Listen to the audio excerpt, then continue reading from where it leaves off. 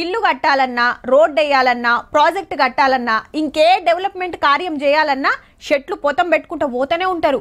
నాటేది తక్కువ, నరికేది ఎక్కువ. అడవులు దగ్గుకుంటూ వస్తుంటే గాసం దొరకక జీవరాశులు ఊర్ల బాట పట్టబట్టే. ఇక పక్షుల గురించి ఎంత తక్కువ మాట్లాడితే అంత మంచిది.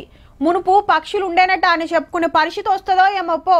అట్లనే ఉన్నది మరి. ఇక ముచ్చటేందంటే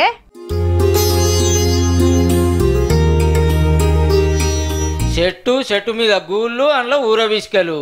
పక్కా ఇప్పటి వీడియో అయితే కాదు అంటుండొచ్చురు. తప్పేం లేదు. ఇప్పుడు చెట్లే లేవు, ఉన్నా వాటి మీద పీటలు ఆలుడే లేదా. ఉంటే కదా వాళ్తానికి. అట్లానేవి పక్షులు పెట్టిన గూళ్ళు కాదుల్లో, మనుషులు తయారు చేసి చెట్ల మీద పెట్టినాయి. దీనామింత కాన్ రాకుండా అవుతున్న పక్షులను కాపాడటానికి వరంగల్లో ఓ స్వచ్ఛంద సంఘ పొల్లు ఇట్లా గూళ్ళు తయారు చేపించి చెట్లకు ఇండ్లకు కడుతున్నారు.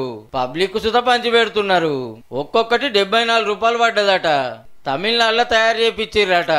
గూళ్ళే కాదు, పిట్టలు తినడానికి వరగోల్సులో దానా సుతం అంచుతుర్రు.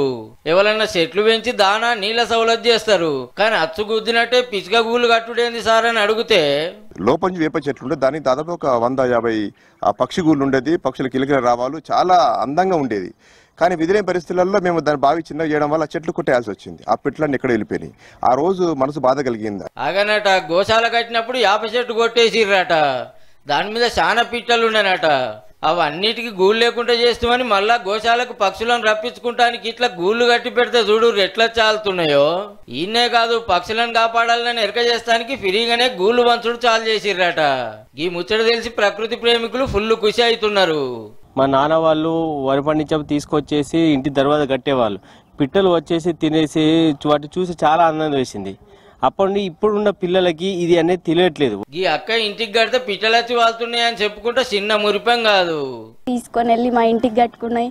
ఆ పిట్టలు వచ్చి తింటే వాటిని చూసి మేము ఆనందపడడం బాగుంది. ఇప్పటికో 1000 పంచిర్రట.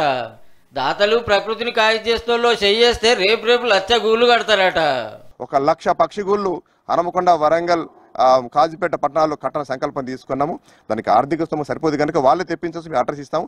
అందరం కలిసి గ్రూప్గా వెళ్ళి ఇలాంటి పుణ్య కార్యంలో భాగవహించాలని చెప్పి ఒక సంకల్పం తీసుకున్నాం సార్. మనుషులను మనుషులే పట్టించుకొని ఈ కాలంలో పక్షుల కోసం గీతిర్ల దండలాడుతున్నారంటే శనార్థి చెప్పాల్సిందే.